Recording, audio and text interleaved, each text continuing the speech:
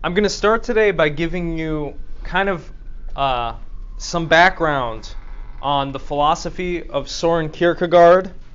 I asked you to read an essay today which summarizes his philosophy of love, but I think to help contextualize that and give you a better sense of where he's coming from, what the flavor of his thought is, I could explain some of the ideas that he outlines in his other books, like Either Or and Fear and Trembling. So I'm going to start with that, and then we're going to get into the essay. Kierkegaard is known as one of the fathers of existentialism. His philosophy is incredibly self-reflective, deep, emotional, poetic. He's somebody who doesn't really write philosophy in a systematic way with axiom, definition, formalized argument. His writing style is much more literary, you might say. In his writings, you get the sense that this is a very romantic person that we're dealing with. And his connections to existentialism should invoke in you this idea that, like the other existentialists, like Jean-Paul Sartre, Camus, de Beauvoir, he also pushes us to become individuals, to really reflect on what it is that we value, what is going to make our lives meaningful. And in his philosophy, he really places importance on the making of autonomous decisions. Life confronts us as a terrifying mystery that we cannot tame or understand. The truth is, we live in a terrifying world of uncertainty, insecurity, and suffering. Thus, how we respond to that is critical. The kinds of values that we decide upon and live out are critical. What Kierkegaard is trying to do in his writings is force us to confront the question of how we ought to live in a strange universe in which a lot of us experience suffering and the silence of God. One of the main things that Kierkegaard is trying to get us to see is that there lies before us one impossible choice that we have to make. The choice on how to live. Depending on what we think is justifiable, rational, what we value, that is going to inform our choice. If you look at how philosophy has developed through modernity, especially through the Enlightenment, you will see that there is this emphasis on reason and the scientific method. What the pre-moderns perhaps intuited and what they lived by was not so much reason and the scientific method that we know it today, but by faith, insofar as their societies, their worldviews were based on religion, tradition, mythology, etc. And this is an interesting question faces us today. Should we live according to rationality, or should we live according to faith? Or, to characterize it another way, should we place our faith in God, or should we place our faith in man? Two mutually exclusive life paths, at least two, lie before us that we must decide between. And they are associated often with either faith or rationality. We could live the aesthetic life. This life is rational, human-centered, basically hedonistic. It's a life in which we pursue pleasure, pursue the satisfaction of our own desires. It's oriented towards earthly matters. A good example of this kind of life would be Epicureanism. Epicurus and his philosophy encourages a kind of hedonistic lifestyle in which we seek out those things that are pleasurable to us, but even more so, we prioritize abstaining from suffering and discomfort. So Epicurus encourages us not to really worry too much about these philosophical problems or getting inside our own heads, but having good conversation, good food, paying attention to the stuff that's right in front of us, trying to live a pleasurable existence. This is what Kierkegaard calls the aesthetic life in his works. So we could live that way. Or we could live with a different priority in mind. Not pleasure, but what is ethical, what is right. This is what Kierkegaard calls the ethical lifestyle. It's one that is presupposed by Immanuel Kant in his philosophy, where he argues that doing what is right should take precedence over doing what makes us happy. And so this is another life path that's available to us. We can live a life that is not a human-centered one based on pleasure, but a morality-centered one based on a life of responsibility, commitment, which is oriented towards some objective standard of morality that is transcendent with respect to us, something that we think we are beholden to rather than just our own desires, our own will. We can live in one of these two different ways. This is often a choice that people have to make in their lives. Are they going to do what's right, or are they going to do what's going to make them happy? Right? We face this decision all the time. The problem is, Kierkegaard argues, neither one of these lives is going to be fulfilling. The aesthetic life of pleasure, which is rational, human-centered, is not going to be fulfilling ultimately for us, nor is the ethical life in which we make ourselves subordinate to all of these moral laws and rules and principles. The first life we know is not fulfilling, just based on our own experience and understanding of desire. What happens when you fulfill a desire? Let's say you're hungry, so you eat some food. Does that satiate that desire for the rest of your life? It's temporary. You're caught in this never-ending cycle of fulfilling a desire and then it comes back around, fulfilling it again and then it comes back around, fleeting from interesting thing to interesting thing. It's a life that's boring. It's a life in which you can never completely come to fulfillment because your desires keep popping back up.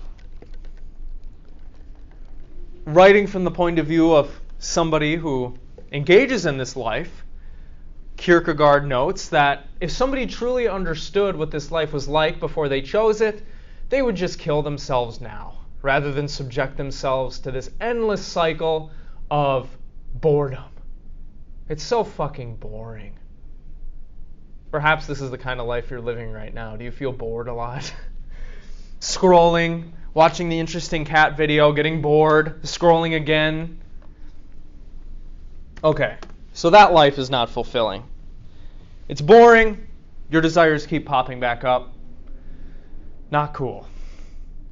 You might think, maybe the ethical life is going to be fulfilling, right? What if I just always do what's right? I'll get a sense of satisfaction from that. That rises above my sexual desires, my desire for entertainment. That life isn't going to be ultimately satisfying either. The ethical life is kind of empty. In its own way, it's also boring, right? It's not exciting. You're constantly sacrificing what you want for what is good and what is right. Nobody pats you on the back for it. You're always making these sacrifices and nobody else is. You're not really getting out of life what everybody says you should get out of it, right? And so, we have these two paths before us. Neither one of them is going to be ultimately fulfilling. Yet, we must decide how we are going to live. Not making the decision is making the decision, right? Whether you realize it or not, you have to decide how you're going to think and act, what you're going to do, and you might not want to think about it. You might not want to consciously reflect on, how is it that I'm going to live? What should I prioritize? Well, just through your acting, you're prioritizing some things over others. You have to make this decision. You can't avoid making this decision. We have free will. We have to decide. But the decision is impossible in some sense.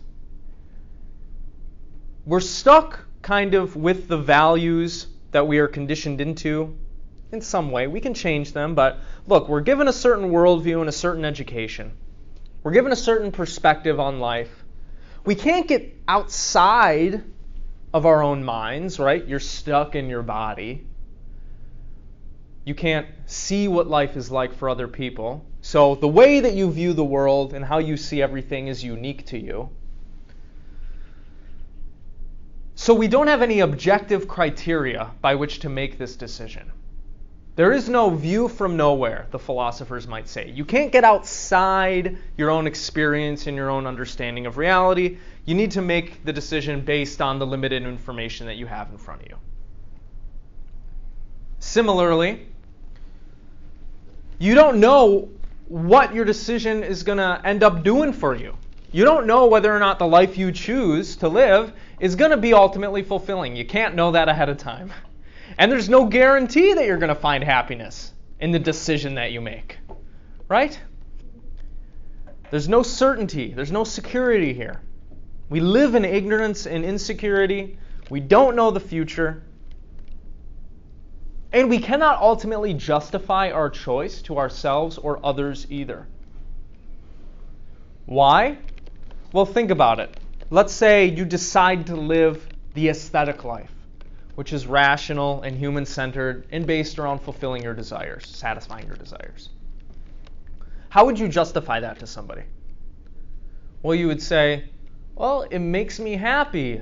It's a rational thing to satisfy my desires. It feels good. What are you using to evaluate that? Well, you already have a worldview and values and a perspective that takes rationality and the fulfillment of desire as good in and of itself. And you're not questioning that.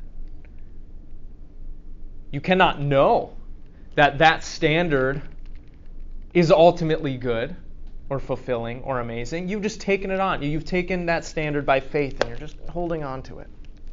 Same thing with a life that is ethical, right? Let's say that instead you try to justify to people, I'm going to live the ethical life because what's moral is what's good and that's how people ought to live. How do you justify that to others? You can't ultimately justify that that way of living is better than the other one. Because we all have these foundational beliefs that our lives rest upon that we cannot question. And we cannot ultimately justify the foundational beliefs that we have. At some point, when I ask you why, you're just going to end up saying, because I believe it. That's the way it is. Right? So we're faced with this impossible decision before us. We need to make a decision. We don't know what's going to be fulfilling. We have no guarantee of success. We have no ultimate justification for the standard by which we use to evaluate these two different life paths. What I think Kierkegaard reveals to us in his works is not that rationality is the ground of human life, but rather something like the opposite is true. Human life proceeds in some important fundamental ways on the basis of faith. Why did you leave your room this morning? You didn't provide some rational argument to yourself that was like, rationally speaking, the odds of me being hit by a car after I walk out of the building is extremely low. And, you don't question the food that you're going to eat before you eat it if it has glass in it, right? You're just like, I'm going to, really investigate this, and I live my life according to rationality and thought all the time. No, you don't, right? You just have faith that things are going to be a certain way, right? Yeah. And you have faith that your foundational beliefs are right, right? You can't ultimately justify them to yourselves or others. We constantly have and rely on faith. Now, Kierkegaard is going to take that one step further, and he's going to say, when you're faced with the decision of how to live, well, at least personally to him, he thinks that screw the aesthetic life, screw the ethical life, you need to live a life that is higher than both of those, more meaningful, more fulfilling than both of those. Ultimately, what is that going to be for him? It's going to be what he calls the Christian life. A life that has faith in the will and plans of God. Thus, at least based on his own thinking and working through these issues, he thinks that the highest, most noble life from his point of view, from his subjective experience, is one based on faith. It is inherently Christian in important respects. His paradigmatic example of the person who is living a noble life based on faith is Abraham. He calls Abraham a knight of faith in his works. This is someone who has, in some real fundamental sense, worked through the question of how it is that they ought to live, and they've come out on the other side. The knight of faith is somebody who, in some very real ways, has let go of the world, let go of trying to control and plan for everything, let go of trying to rationally justify everything, and is someone who, through faith, through relying on God and God's will, regains the world and more. And Kierkegaard describes this process as occurring through two movements, a double movement. The first movement involves achieving what he calls infinite resignation. It basically means surrendering yourself to the will of God. Not trying to plan and control everything and worry and be anxious about the future and all this stuff. You let go. You let go of that stuff. You resign yourself to the way that the universe is. You accept the world as it is in some sense. There's a radical acceptance here, a radical surrender, foregoing any worry and control, thereby reconciling yourself with existence. Reconciling yourself with the way that is, radically accepting what is, not trying to endlessly worry and control and plan everything.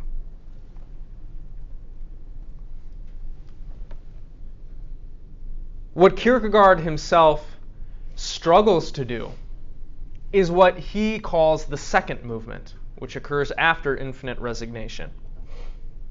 He calls this, and he was the person to popularize this phrase, the leap of faith. By performing the leap of faith, you put your complete trust in God. And once you have done that and achieved that, Kierkegaard says, you actually regain the world, and you're able to start really living, truly understanding and taking advantage of what this life has to offer. What Kierkegaard has in mind here, we can liken to how some of the characters in the Symposium spoke of Socrates, who, because he wasn't focused on earthly things, he wasn't focused on food or sex, and he was looking to what was divine and transcendent, he was really able to enjoy a good meal, right?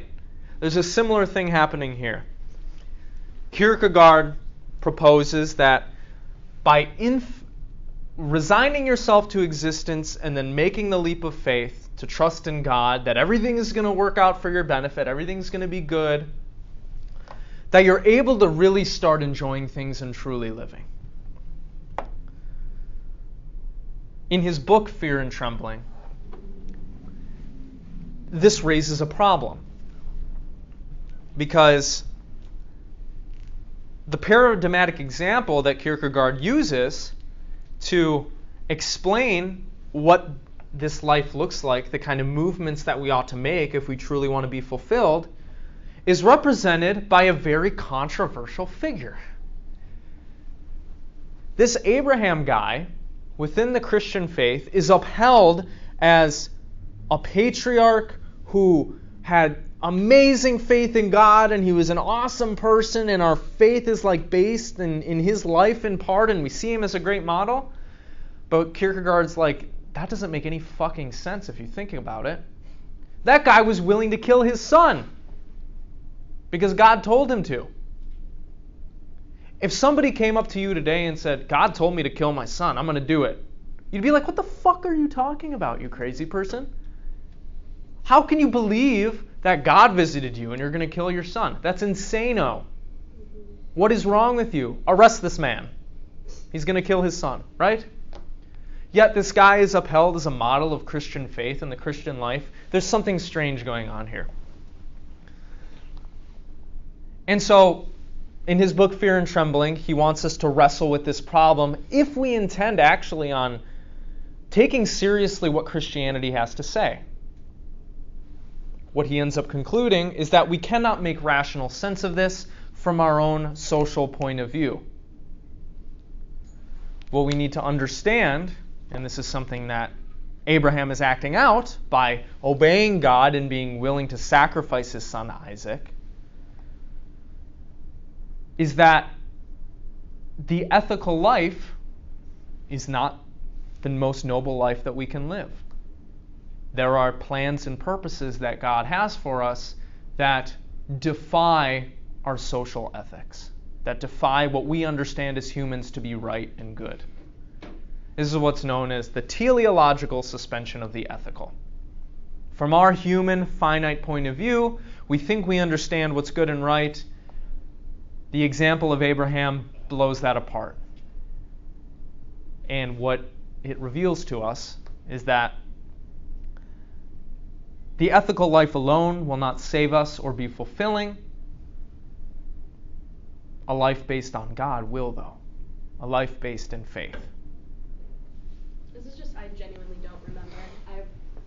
Does he kill his son, or does he end up not having to? I literally forget. He is stopped before he slits his throat by an angel who says, "Stop, Abraham." We knew you were going to do it, right? Yeah, exactly. Okay. Yeah, you have obeyed God. Yes. Kind of a fucked up,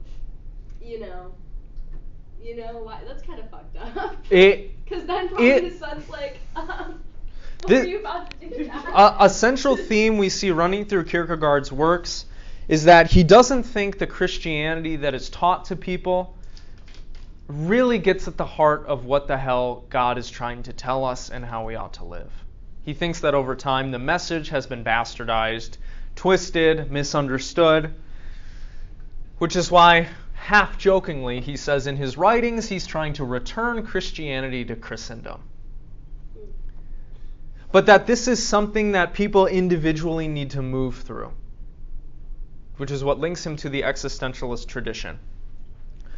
No amount of a pastor sermonizing to you is going to get you to understand the radical transformations that you need to undergo to live the life God wants you to live. No amount of proselytizing, threatening, or anything is going to get you to actually make those movements and depend on God yourself. That's something that you individually have to work through and do. And so I'd like to just read a passage here that describes this night of faith. And then we're going to get into talking about what does all this have to do with love? How does this matter? What's all this? How is this connected? And I'll get to your question in a second.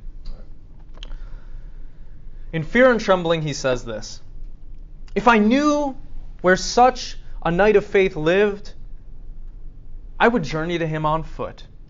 For that marvel occupies my thoughts exclusively. Not a moment would I leave him out of my sight, but would watch how he makes the movements. And I would consider myself provided for life, and would divide my time between watching him and myself practicing the movements, and thus use all my time in admiring him. As I have said, I have never met a knight of faith, but I can easily imagine him. Here he is. I make his acquaintance and am introduced to him. The first moment I lay my eyes on him, I push him back. Leaping back myself, I hold my hands up in amazement and say, 'Good Lord, that person? Is it really he? Why, he looks like a parish beadle.' But it really is he. I become more closely acquainted with him, watching his every movement to see whether some trifling, incongruous movement of his has escaped me. Some trace, perchance, of a signaling from the infinite, a glance, a look, a gesture, a melancholy air, or a smile, which might betray the presence of infinite resignation contrasting with the finite. But no, I examine his figure from top to toe to discover whether there be anywhere a chink through which the infinite might be seen and peer forth. But no, he is all of a piece, all through. And how about his footing? Vigorous, altogether that of finiteness. No citizen dressed in his very best, prepared to spend his Sunday afternoon in the park, treads the ground more firmly than he. He belongs altogether to this world. No Philistine more so. There is no trace of the somewhat exclusive and haughty demeanor which marks off the knight of infinite resignation. The knight of faith takes pleasure in all things, is interested in everything, and preserves in whatever he does with the zest characteristic of persons wholly given to worldly things. He attends to his business, and when one sees him, one might think he was a clerk who had lost his soul in doing double bookkeeping. He is so exact. He takes a day off on Sundays, he goes to church, but no hint of anything supernatural or any other sign of the incommensurable betrays him. And if one did not know him, it would be impossible to distinguish him in the congregation, for his brisk and manly singing proves only that he has a good pair of lungs. In the afternoon, he walks out to the forest. He takes delight in all he sees. In the crowds of men and women, the new omnibuses, the sound. If one met him on the promenade, one might think he was some shopkeeper who was having a good time. So simple is his joy. For he is not a poet, and in vain have I tried to lure him into betraying some sign of the poet's detachment from the world. Toward evening, he walks home again, with a gait as steady as that of a mail carrier. On his way, he happens to wonder whether his wife will have some little special warm dish ready for him when he comes home, as she surely has, as, for instance, a roasted lamb's head garnished with greens. And if he met one minded like him, he's very likely to continue talking about this dish with him until they reached the east gate, and to talk about it with a zest befitting a chef. As it happens, he has not 4 shillings to spare, and yet he firmly believes that his wife surely has that dish for him. If she has it, it would be an enviable sight for distinguished people, and an inspiring one for common folks, to see him eat, for he has an appetite greater than Esau's. His wife has not prepared it. Strange, he remains altogether the same. Again on his way, he passes a building lot, and there meets another man. They fall to talking, and in a trice he erects a building, freely disposing of everything necessary. And the stranger will leave him with the impression that he has been talking with a capitalist. The fact being that the knight of my admiration is busy with the thought that, if it really came to the point, he would unquestionably have the means wherewithal at his disposal. Now he is lying on his elbows in the window and looking over the square on which he lives. All that happens there if it be only a rat creeping into a gutter hole or children playing together, everything engages his attention. And yet his mind is at rest, as though it were the mind of a girl of 16. Maybe not nowadays. He smokes his pipe in the evening, and to look at him, you would swear it was the green grocer from across the street who was lounging in the window in the evening twilight. Thus he shows as much unconcern as any worthless happy-go-lucky fellow. And yet every moment he lives, he purchases his leisure at the highest price. For he makes not the least movement except by virtue of the absurd. And yet, indeed, I might become furious with anger, if for no other reason than that of envy. And yet, this man has performed, and is performing at every movement, the movement of infinity. He has resigned everything absolutely, and then again seized hold of it all on the strength of the absurd. This is the knight of faith. It is somebody who has resigned themselves to the way that things are, and then placed their faith in God, thereby regaining the world, gaining the ability to really, truly live and appreciate all that there is. How this connects to what we're discussing today is that these movements the knight of faith makes that allows him to live a fulfilling life is inherently Christian in character, and insofar as it is Christian, it is fundamentally based on love, as we will see. There's something about these movements, there's something about living this Christian life, as Kierkegaard has it understood, that is all about love. So we'll get into that right after this question. What did you have? Give me a sec, I gotta remember. But I guess just going back to like his whole thing about the Abraham like incident. Yeah. Like it just seems strange to me that they're just gonna say, oh well, it's kind of beyond your human understanding. That seems pretty manipulative to me. It's just like a hole in their argument. Like if you're gonna say that for like certain issues, it just seems like a cop-out. Maybe it would be better to say, it is not beyond your ability to understand. It is beyond our earthly understanding of things.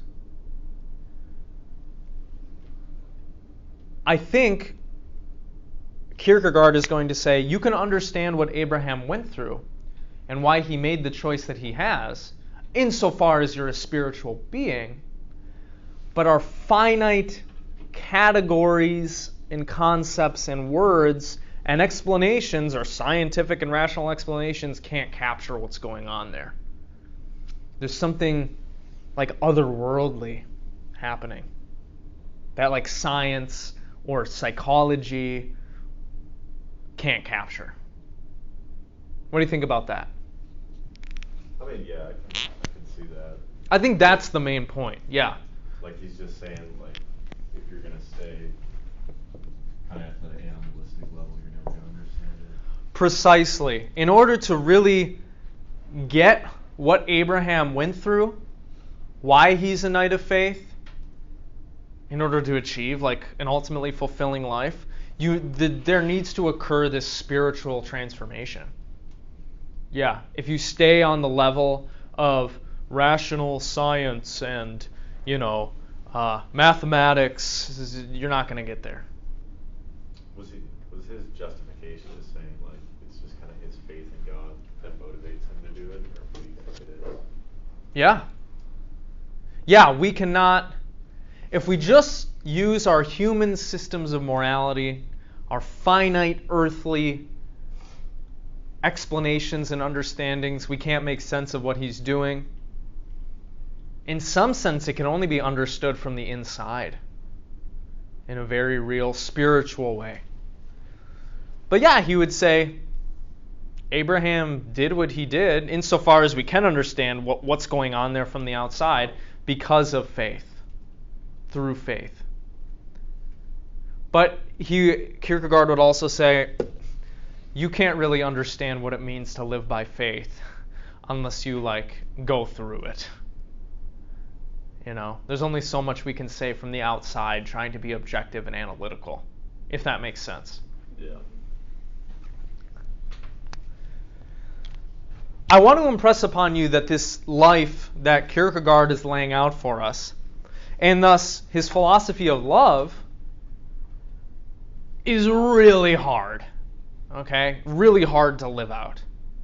The person who radically accepts existence as it is, forgoes all anxiety and worry and a desire to plan and control everything, is nigh impossible. Think about the people in your life. Is there anybody in your life you know who is just happy-go-lucky and nothing ever gets them down? They have faith that everything is going to be all right all the time. They never worry. They never have anxiety. I don't think I know anybody like this. And that's just the first movement. Okay? That's just what people are like after the first movement, perhaps. The second movement is the one that's even harder. Actually placing your faith in God. Kierkegaard, in his writings, talks again and again and again about how he can't even do this. He's trying to be a Christian. He never describes himself as a Christian because he thinks that getting into this life is a process. He is not going to be so prideful or arrogant as to say, yep, I've done it. I am the Christian that has made the leap of faith. It's something that he endlessly struggles with in his writings. So, one thing that we need to understand about the kind of life that he's laying out for us, the kind of philosophy of love he thinks that we ought to follow, is that it's hard. It's a process. Okay?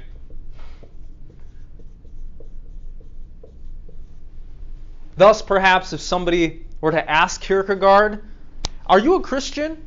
Are you saved? He would probably say, I am in the process of being saved. Does that make sense? Thus, maybe we can say, we are in the process of understanding and living a Christian life. We're not there ourselves, even if we do call ourselves Christians. Where this connects to the philosophy of love is that this Christian life that he's laying out for us must be grounded in a certain kind of love. In a way similar to what Lewis had to say in his book, The Four Loves.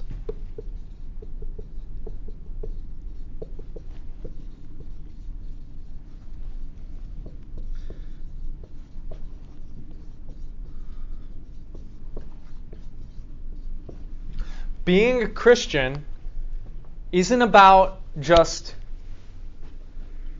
fulfilling the law.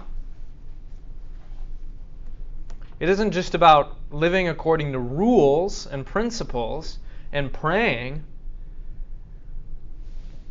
Love needs to be there. Love is critical, a necessary component.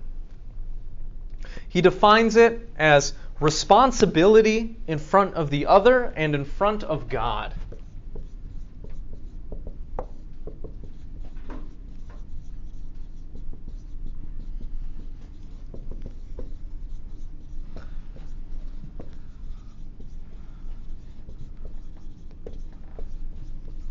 Or rather, this is how this author describes his view. Catalina Dobre. For God is love and is the source of love. This is something we saw in Lewis and Avicenna, right?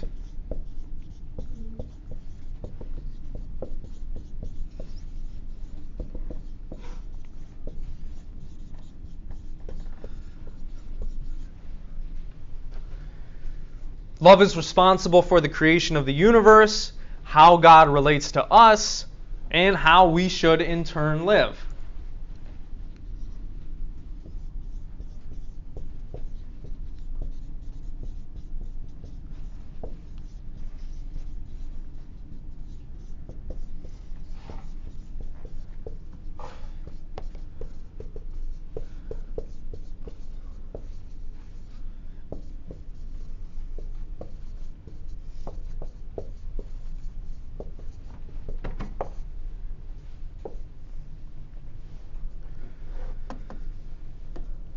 Now, if you read the article, you may have been a little bit confused because I think there may have been a word that was lost in translation or changed in translation.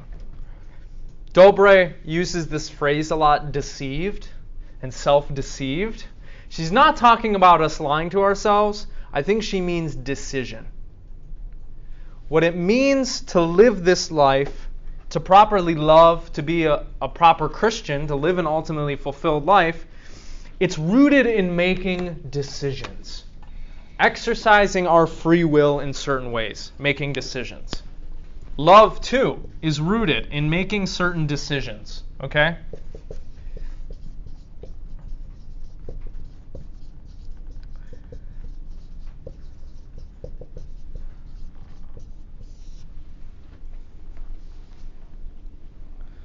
These decisions, Kierkegaard says, will bear certain fruit. And that fruit will reveal the nature of our decisions. Right? This is a very biblical view. The kinds of things that you do have consequences. We can use those consequences to better understand whether or not how you're living your life, the decisions you're making, are good or bad.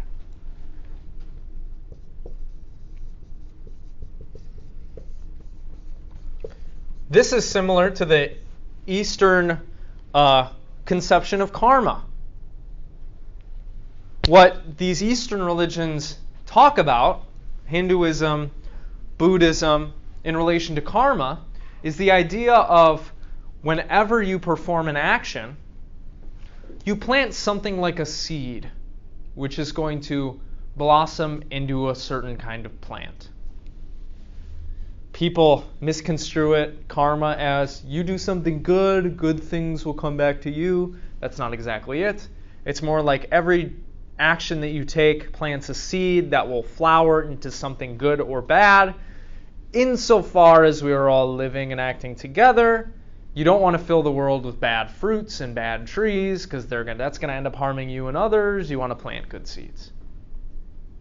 Same general idea here. We want to make good decisions.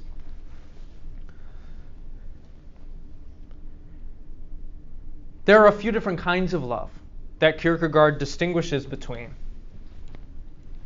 And this is something that Lewis latched onto as well. There are at least three that Kierkegaard distinguishes between in his writings.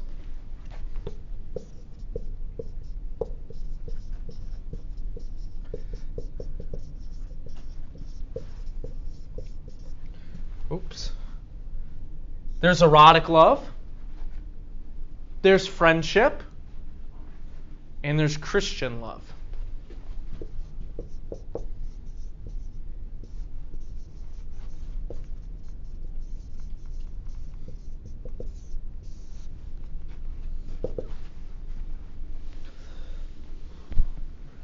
Erotic love and friendship are preferential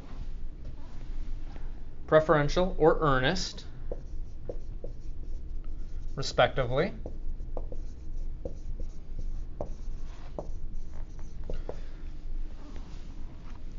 They're based on passion, tied inextricably to the self. They're kind of self-centered in a way. And they're directed towards one person.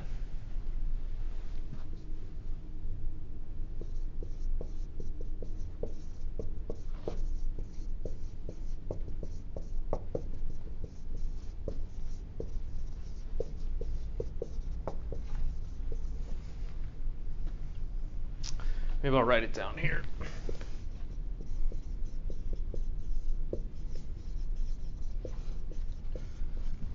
We engage in these kinds of love already, but this is not the kind of love that matters most, that is most valuable, that is most fulfilling. That kind of love, unsurprisingly, is Christian love, or agape. Who would have thought, right? Just like Lewis says. Christian love is love of humanity. You might say love of neighbor. It's not conditional. It's unconditional. It's not tied to the self. It's not self-centered. It's tied to the other. It's outward. It's directed outward. And it's directed towards all people, not just one person. Here's the thing, is like every time we learn about someone who has this like, I guess, religious philosophy regarding love, I find myself like agreeing like pretty marginally with the things that they're saying. But like something that I just find like, I guess, odd or unfortunate is that it's like, why do humans need to like base it in, why do humans need to base their thoughts and ideologies in religion in order to experience this love for humanity? Why does humanity need to be a creation of God or be centered around God in order to be something that is good and that should be loved and should be appreciated, you know? Because like I think all of these things, but I'm not personally religious. And I feel like anytime a philosopher has this kind of ideology that's centered around at its core religion. Yeah, so there are probably a bunch of different reasons for that.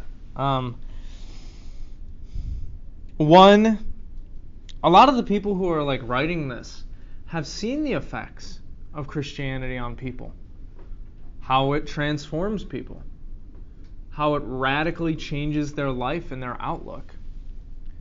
Another question that you might have, which is more academic, is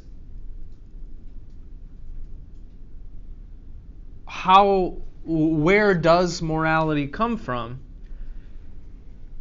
if you have a view in which God does not exist? This is a problem of what we might call metaphysics.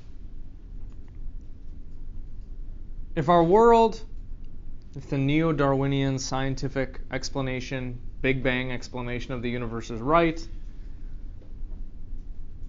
what the hell is this thing called an objective standard of right and wrong?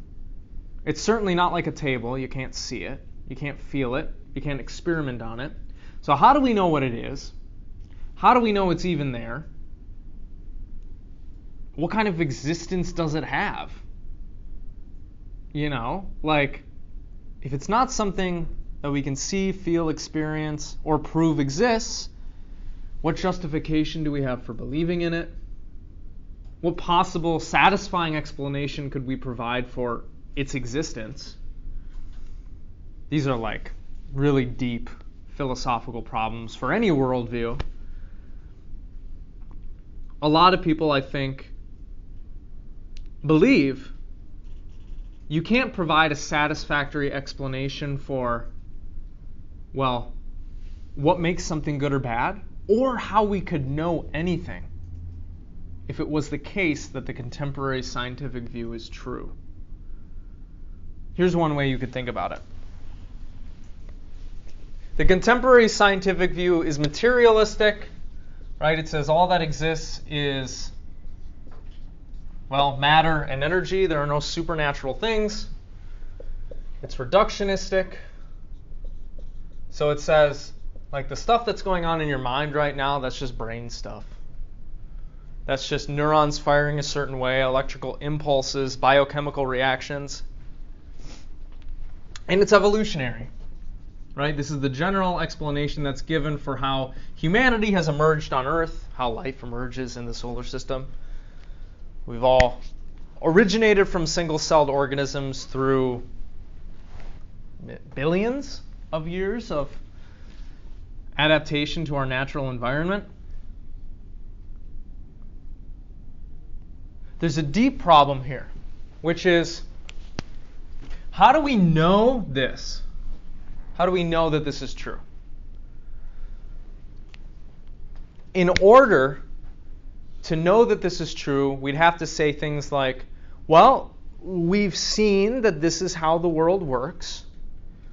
We have evidence. We've done experiments. Rationally, this is what we've come to. But then a really weird question arises, which doesn't seem to have an answer. If our understanding of the universe comes from, like, our mind doing stuff, like rational processing and all this brain stuff. How the fuck do we know that any of our things that we see, feel, and touch are real in the first place? How do we know we're not being lied to by our senses? How do we know that our rational faculties are working properly so that we can reason properly? We would have to take our mind as working properly such that we can come to the truth of things. That's a presupposition that we would just have to accept, but you can't justify that through logic. Like, there's no reason to think that is the way things actually work. If you're interested in this problem, this epistemological problem, check out a piece by R.A. Mannion titled The Contingency of Knowledge and Revelatory Theism. Revelatory Theism. To put it short, there are deep problems at the bottom of philosophy that are not ultimately justifiable from where we are standing. And this is something that Kierkegaard actually talks about with his incompleteness theorems. If you have a sufficient, he proved this mathematically, if you have a sufficiently complex language of arithmetic, that system cannot be both completely explanatory of all phenomena and justify its own axioms. You can't have both. This is a deep problem of logic, of knowledge.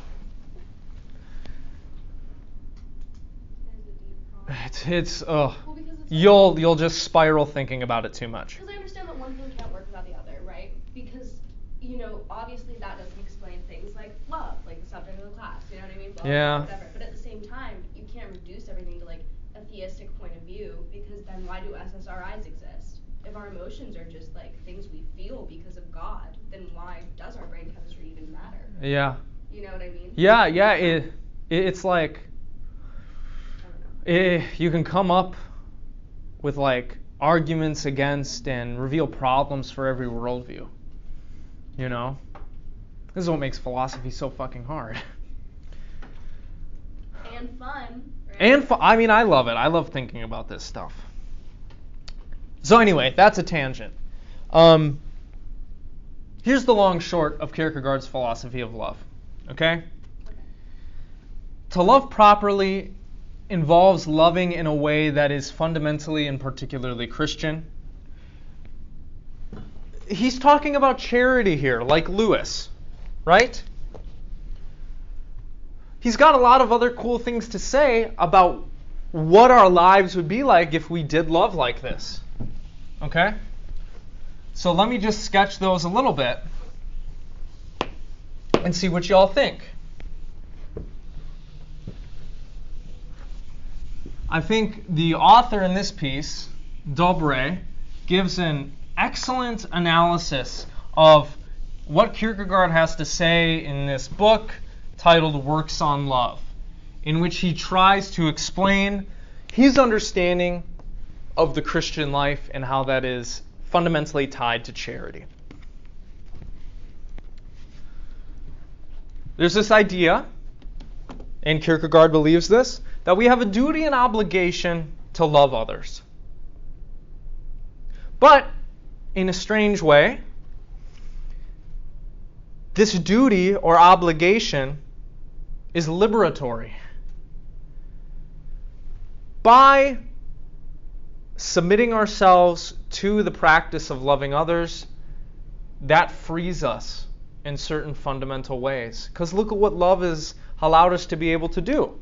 It allows us to create these structures and systems that give us more leisure time and to pursue our goals and passions. Love frees us from, you might say, vice, which can be constraining. If you're properly oriented towards other people, if you're loving them, you're not going to become a slave to your desires. what Kierkegaard wants to impress upon us is the Christian life is based on love, and that ultimately means it's based on action. So he's not just talking about having lovey-dovey feelings for people. He means if you're living out of the proper philosophy of love, you're doing shit. Okay?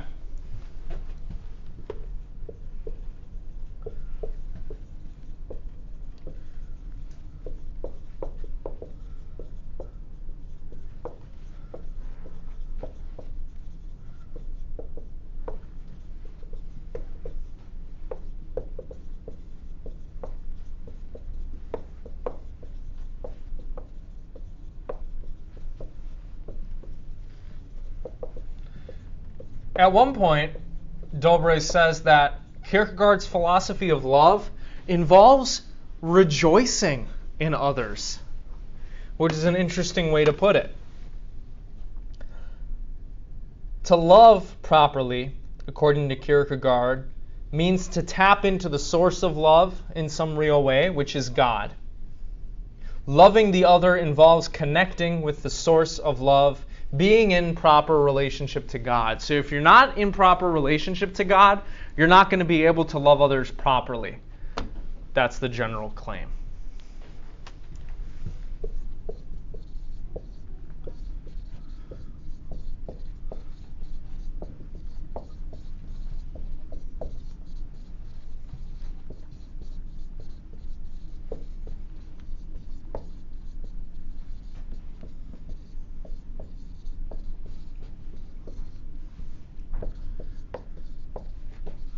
So,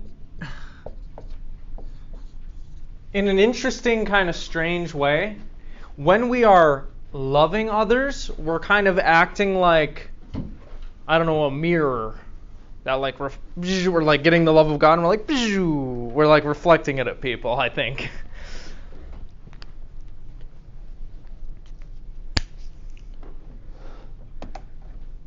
Like some of the other philosophers we've looked at,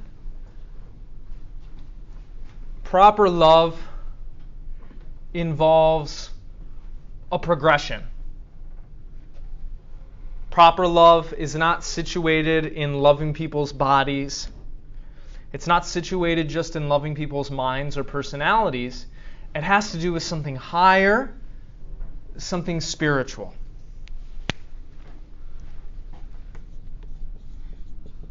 So, perhaps similar to Avicenna, as we get better in practicing love, our love moves from earthly physical considerations to mental considerations to spiritual considerations.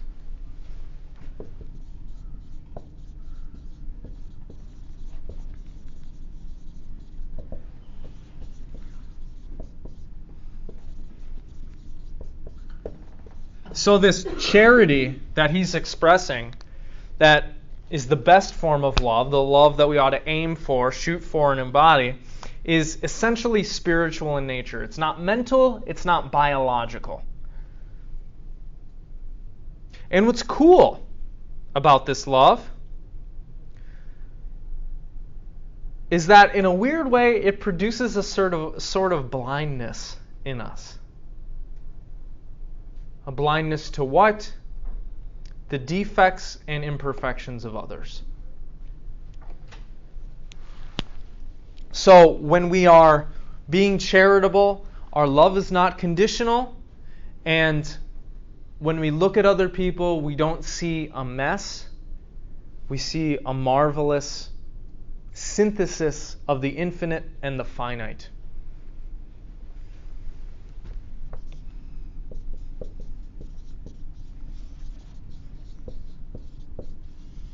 Other loves produce a certain blindness as well, right? Think about erotic love. But this blindness, you might say, is higher and better because, think of erotic love. Makes you blind to all the red flags, and then you get fucked. Not in the good way. Whereas charity is like, oh wow, like, you're a beautiful, amazing person, and I see you for the spirit that you are, and I'm not focusing on all of your defects and imperfections.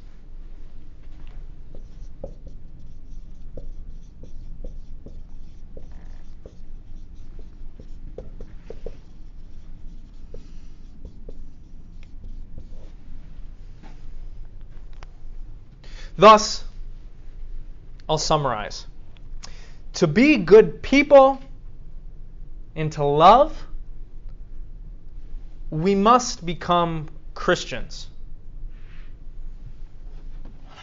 Although what he means by that is probably not your conception of Christianity, right? Kierkegaard's got a weird view, okay? His view is not represented in churches in the United States, for example. That's not really what he's talking about. To be the best lovers that we can be, that involves imitating Jesus. Our bro JC.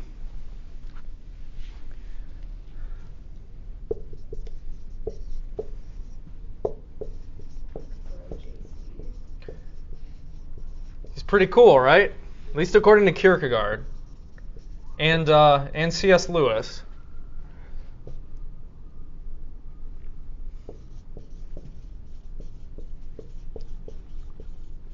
The paradigmatic example of somebody who loves properly, who does what Kierkegaard is envisioning, who is the best lover, is Jesus. In some certain way, this kind of life fulfills the law of God without aiming perhaps like a Jew does in Judaism at just obeying every single letter. The focus isn't on obeying the law, but you will naturally obey the commandments of God if you live out this life.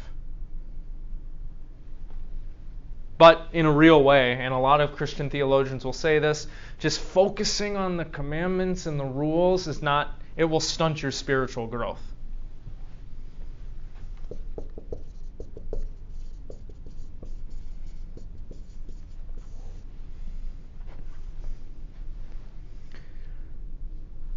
What this involves is being intimately connected to your conscience. It involves forgiveness. It involves self-sacrifice, care, service to others.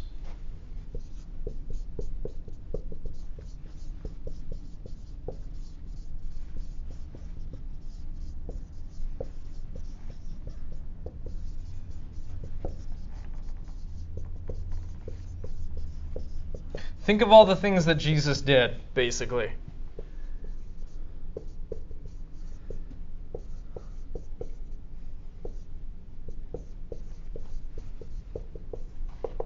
Jesus forgave people. Jesus cared for others. He healed people. He served people. He even washed his disciples' feet. And they're like, "Yo, dude, what are you doing? Like, you're our master, our teacher." He's like, "You will understand," whatever. Literally sacrificed his own life, right? For the salvation of all. So the theology goes. In some sense, the proper life, the fulfilled life, the life that is filled with love, involves self-denial.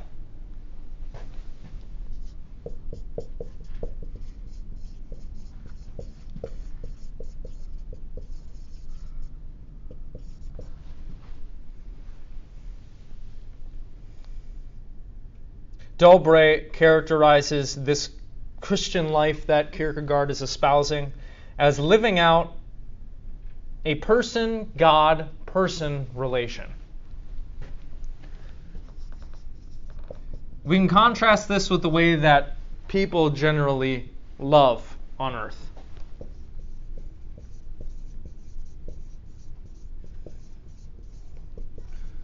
When it comes to friendship, when it comes to erotic love, it's just, I relate to you, person to person. Nothing else plays a role. What Kierkegaard thinks it means to properly love, every act of love is somehow in relationship also to God. So, a similar idea is like how some Christians talk about marriage. Where like in Christian marriage, it's the only equation where 1 + 1 + 1 equals 1. One person and God equals one full relationship, right? That's the idea. So there's something similar going on here. God is inextricably a part of how we relate to others if we're doing this properly, if we're loving properly. Why? God is the source of love, all that stuff. Okay?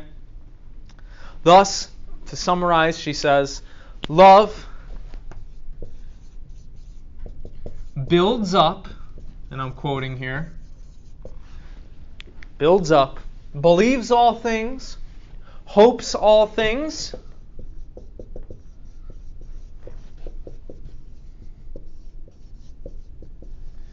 does not seek its own,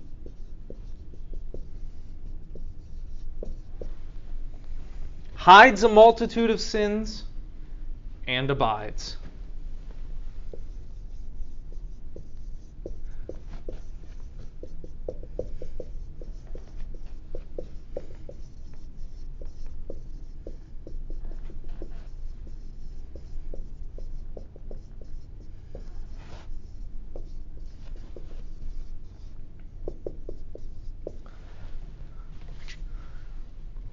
She summarizes his view at the end of this article, making a leap into real love. In conclusion, what I keep in mind from Kierkegaard's viewpoint about works of love is that who wants to share real love must make a leap into another world. In Christians' world. A world where you can see in your enemy your neighbor. A world where you, like an individual, must assume your existence and your responsibility for you and all others. A world where you are able to give your love unconditionally. The leap is a full risk, but you will receive everything back infinitely more than you are able to give. You will gain authentic existence, a union and communion with God's love. And in the end, we must remember Kierkegaard's words. Quote, "The birds on the branches, the lilies in the field, the deer in the forest, the fishes in the sea, and countless hosts of happy men exultantly proclaim, God is love. But underneath all these sopranos, supporting them as it were, as the bass part does, is the audible de profundis, which issues from the sacrificed one. God is love."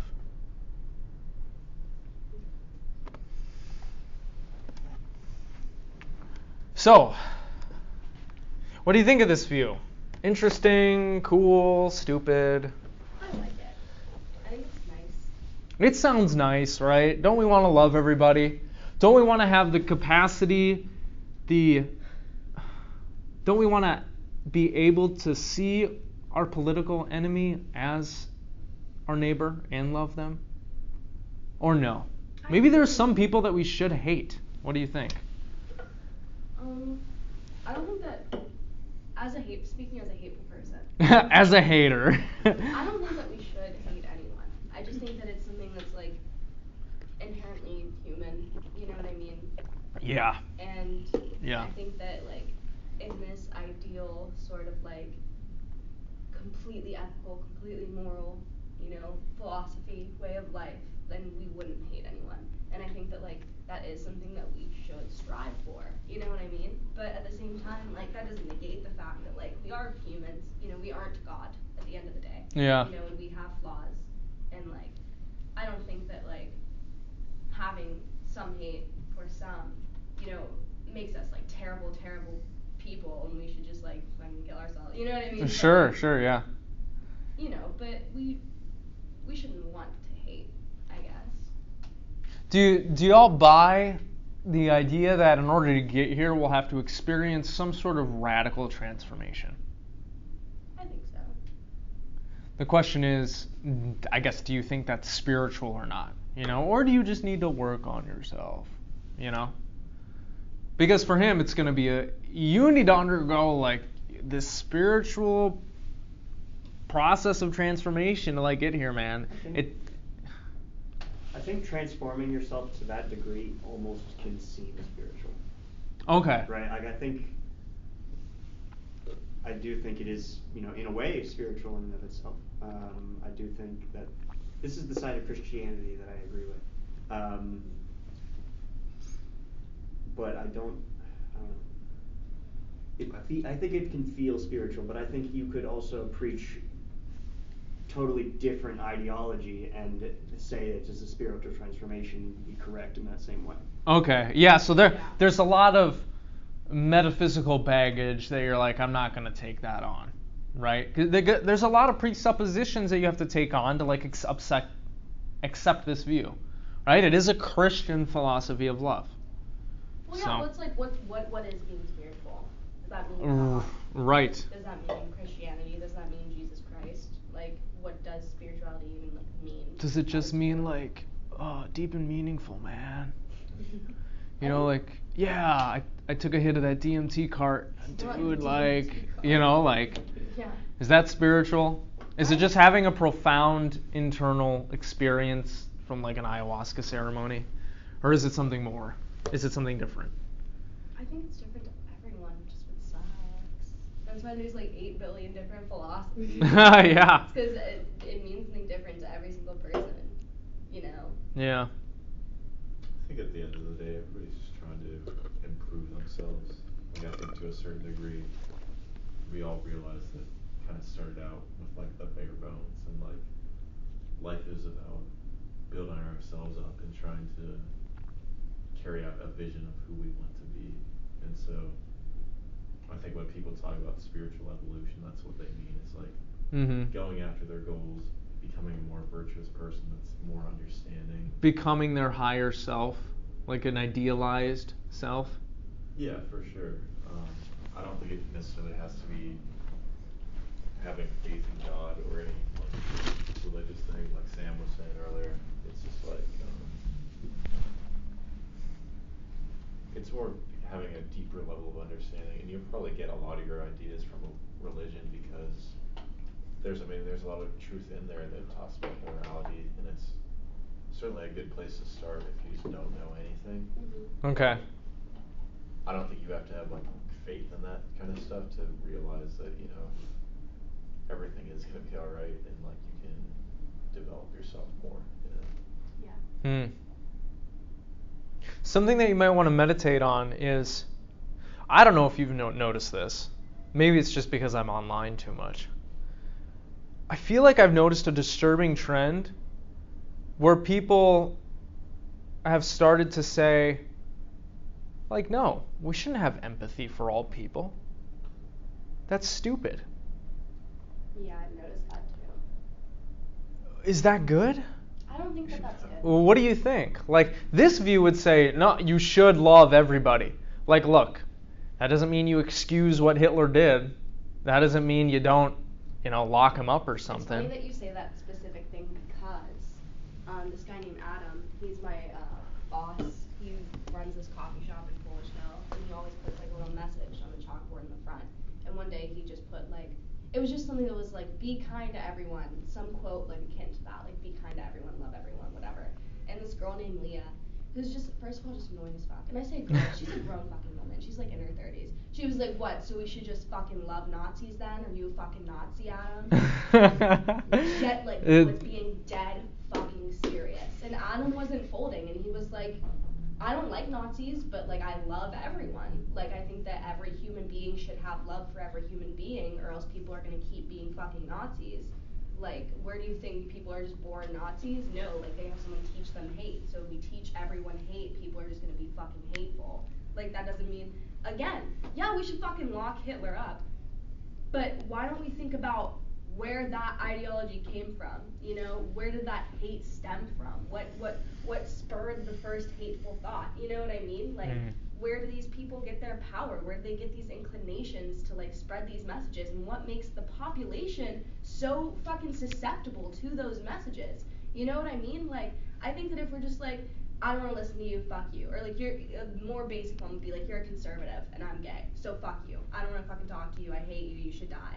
Right. Where did they get that Or ideology? the other way, yeah. Yeah, or the other way. Where did they get that ideology? Where did that come from? How can we talk and have a conversation and look at each other like human beings? Because at the end of the day, that's what we all are. And like get to the bottom of this. I think that like it's so easy to be like, this is my echo chamber, this is my life, these are the people who I have similar traits to, fuck everyone else. That's so easy. I would love to live my life that way, but we have to interact with one another. We're all fucking people, you know? And so it's like issues like homophobia, issues like racism, issues like misogyny, they're never gonna get solved unless we're willing to like look at each other in the eyes and talk about it. You know? Yeah. And I think that like that's really what love is like respect and an understanding that like we are people. We might distinguish between loving someone and being nice to someone. Your parent loves you when they make you brush your teeth at night, right? That doesn't mean they're being nice to you when they're like, brush your fucking teeth, Jimmy. Like, but they love, so. Yeah. I'm not saying we should be nice to everyone. No, some people are assholes. Some people are dicks, you know. I do believe we should love everyone though, and have empathy for everybody. But that doesn't mean praising them for their beliefs or whatever it is. Of course, I totally agree. But somehow this has become controversial. I don't know. This isn't maybe. I think people misinterpret what he means by love a lot. Yeah, I think that's true. Yeah. And I think what he generally means is like give people their due, give people what's best for them. Treat them justly in a way. Perhaps even better than justly. If justice means giving people what they deserve, right? Or if you take the Platonic view, which in the Republic, Plato alludes to justice actually meaning you never do harm to someone. But the way that we think about harm is different than he did, right? Because he would say, like, look, maybe you need to lock somebody up. That's not necessarily harming them. It might be making them a better person, you know, so. And I mean, even bringing it back to religion, bringing it back to Jesus Christ, wasn't he all like, it's okay that they're, like, pinning me to this cross, I still love them, or whatever, you know what I mean? Wasn't that, like, a big thing in the whole getting killed situation with Jesus? He was like, I still love these people who are, you know, trying to, like, kill me, blah, blah, blah, because I am love, and et cetera, et cetera. Yeah. Like, radical forgiveness, yeah. I guess, is how we could encapsulate that. Well, he has that famous quote, forgive them, for they know not what they do. Yeah. Some shit like that. That, but, like, apply that to, like, modern day stuff, I guess. I don't know. It is 12:40, though. I know you said you wanted to go early. Does anybody have any questions, concerns? This makes sense, right? It does. Like, you don't have to agree with it, but the ideas make sense? Yeah. Okay, cool. Look at the airport, if that's even where you're going. I am.